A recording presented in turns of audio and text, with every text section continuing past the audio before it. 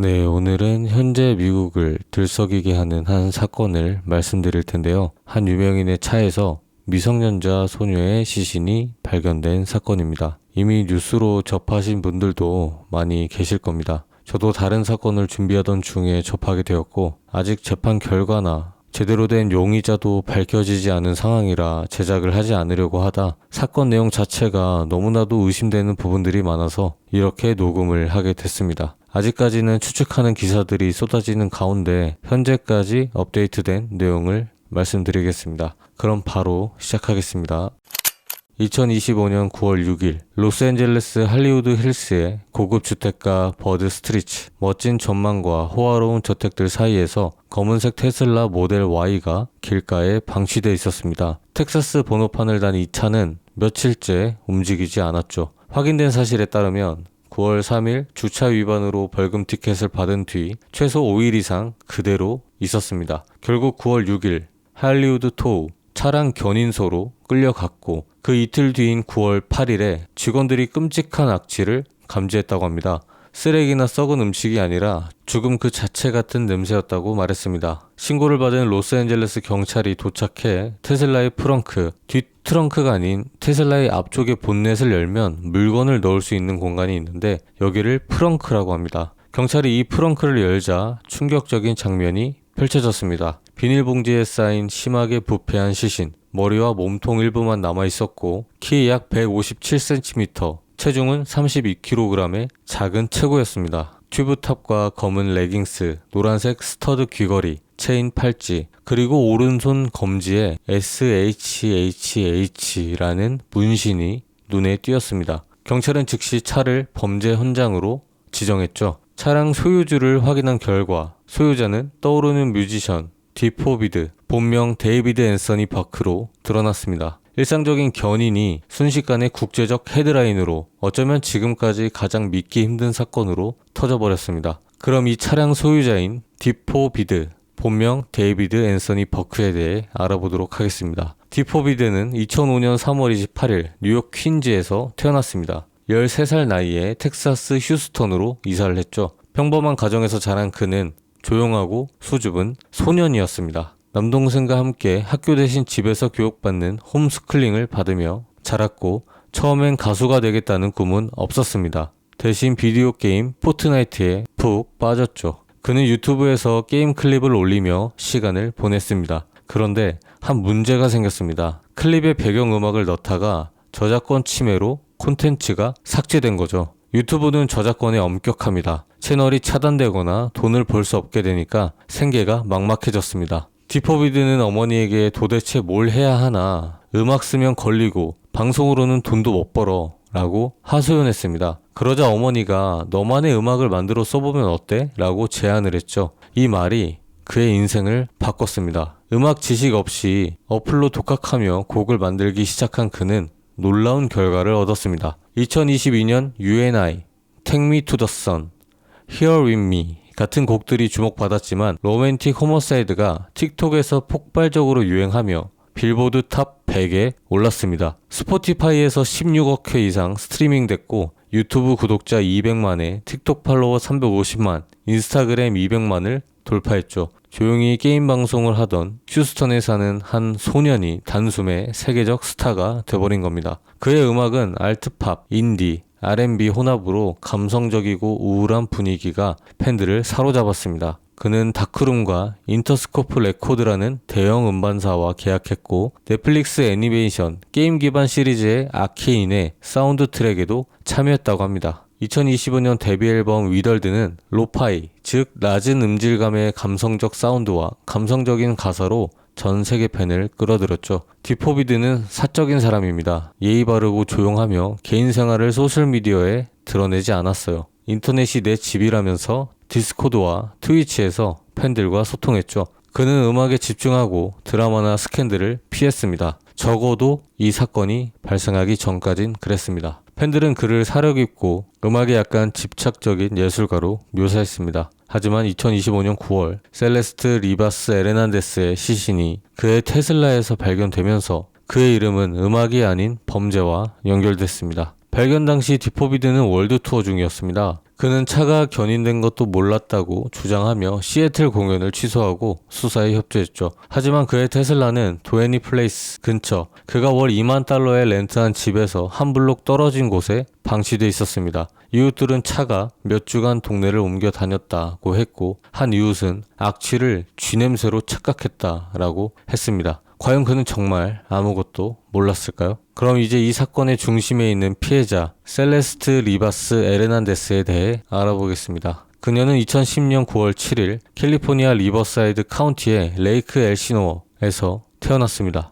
어머니 마르티네즈와 아버지 에르난데스, 오빠 매튜, 이복 언니 제니퍼와 함께 자랐습니다. 레이크랜드 빌리지 중학교에 다니던 그녀는 친구들에게 활기차고 성숙한 소녀로 기억됩니다. 성적이 우수하고 책을 사랑하는 모범생이었습니다. 똑똑하며 약간 수줍은 꿈이 많았던 평범한 10대였죠. 하지만 2024년 13살이었던 셀레스트의 삶은 흔들리기 시작했습니다. 학교를 자주 빠졌고 관심은 데이비드라는 남자친구에게 쏠렸습니다. 어머니 메르세데스는 이 관계를 문제적이라고 느꼈지만 셀레스트는 이미 깊이 빠져들었습니다. 그녀는 2024년에 3번이나 집을 나갔습니다. 첫 번째는 2월 14일 발렌타인데이였죠. 레이크 엘시노어 곳곳에 실종 포스터가 붙었고 결국 집으로 돌아왔지만 그 기간 동안 어디에 있었는지는 공개되지 않았습니다. 두 번째는 4월 초에 그리고 마지막은 2024년 4월 5일 그날 저녁 9시경 오빠 매튜에게 친구를 만나러 간다고 말한 뒤 사라졌습니다. 실종 당시 회색 티셔츠와 헬로키티 샌들을 신고 있었죠. 가족은 전단지를 붙이고 페이스북 같은 소셜미디어로 도움을 호소했지만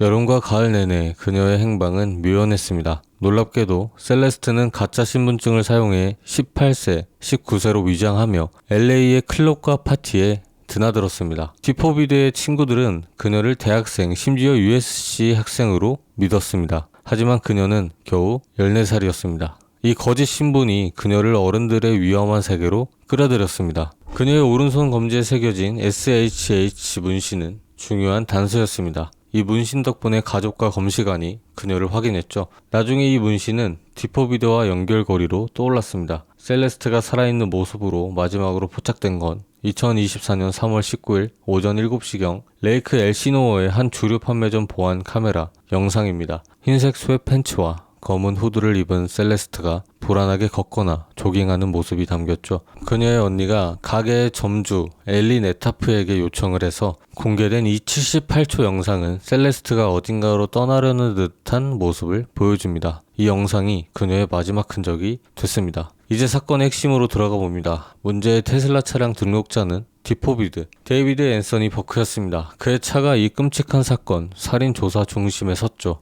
2025년 9월 17일 LA 경찰은 테슬라가 견인된 곳에서 한 블록 반 떨어진 할리우드 힐스의 한 집에 수색 영장을 집행했습니다. 이 집은 데이비드가 월 2만 달러에 빌린 고급 렌탈 하우스였습니다. 계약은 그의 매니저 조시 마셜 이름으로 되어 있었지만 이웃들은 데이비드가 그곳에서 지냈다고 했습니다. 그의 테슬라가 이 집 앞에 자주 주차돼 있었던 것도 확인됐죠. 수색은 12시간 동안 이어졌습니다. 범죄 현장 기술자들이 컴퓨터와 증거 가방을 압수했습니다. 특히 혈흔 탐지용 루미노를 사용해 바닥, 조리대, 배수구를 꼼꼼히 조사했습니다. 혈흔이 발견됐는지 공식 확인은 없지만 컴퓨터와 여러 증거 가방이 압수된 건 사실입니다. 데이비드는 아직 용의자로 지목되지 않았습니다. 그의 팀은 9월 19일 그는 사건을 알고 완전히 협조하고 있다라고 밝혔습니다. 하지만 수색 며칠 뒤 그는 집 계약을 갑작스럽게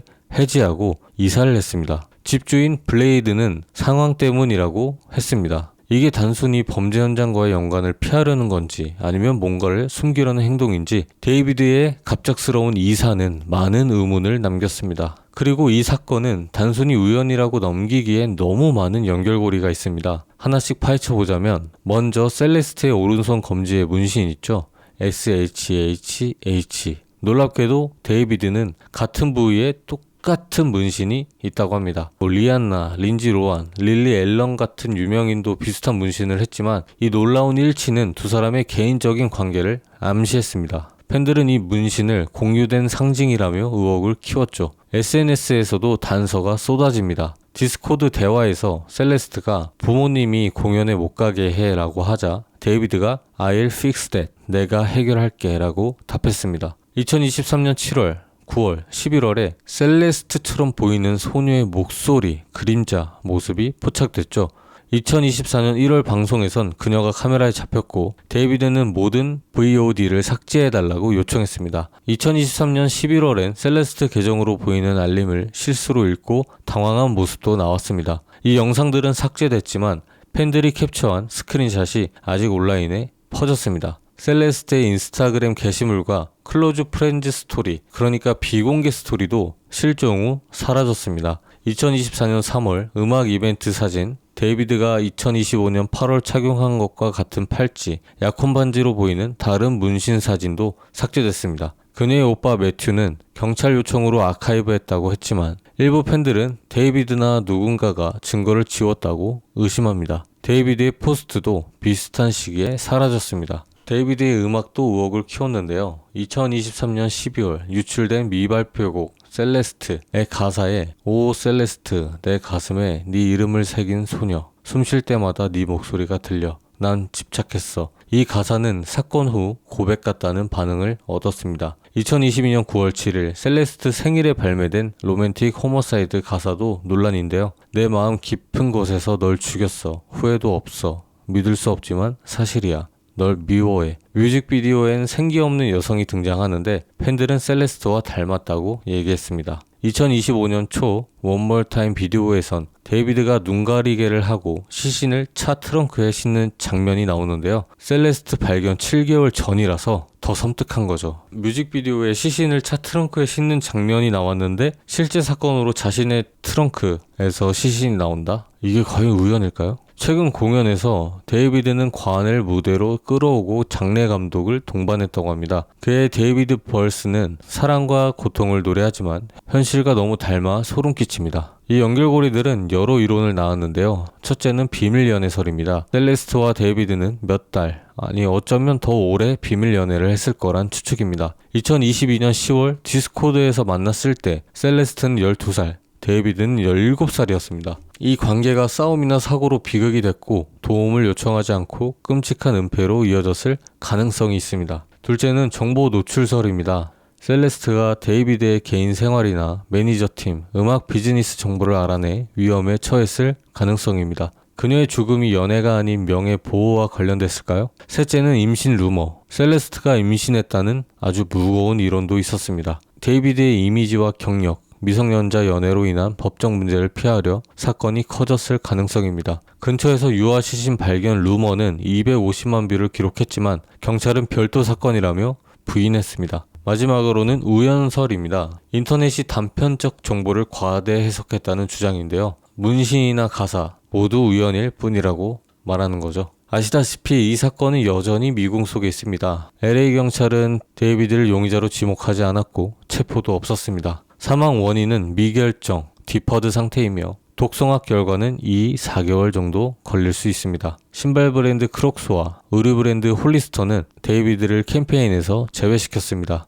그의 미국 투어, 샌프란시스코, LA, 시애틀, 그리고 유럽, 호주 투어가 취소됐고 레이블은 광고와 디럭스 앨범 발매를 중단했습니다. 셀레스트의 시신은 9월 24일 가족에게 인도됐고 장례는 10월 4일 예정입니다. 가족은 고펀드미, 온라인 모금 플랫폼으로 장례비를 모으고 있습니다. 레이크 엘시노어 주민들은 촛불 집회를 열었습니다. 한 이웃은 내 딸이라면 잊히지 않게 할 거다라고 말하며 셀레스트는 밝고 사랑받던 소녀로 기억된다고 말했습니다. 제가 이 사건을 조사하면서 느낀 건 그냥 여러 추측이 난무하고 있는데 그냥 그것보다 한 소녀의 삶이 너무 빨리 너무 비극적으로 끝났다는 게 그저 너무 안타까웠습니다. 셀레스트는 꿈과 미래를 가진 10대였지만 어딘가에서 잘못된 길로 들어섰죠. 과연 데이비드의 침묵, 삭제된 증거, 음악 속 섬뜩한 가사는 무엇을 뜻할까요? 정말 단순한 우연일까요? 아무쪼록 빨리 셀레스트의 진짜 범인을 찾고 도대체 어떻게 된 일인지 하루빨리 조사 결과가 나오길 바랍니다.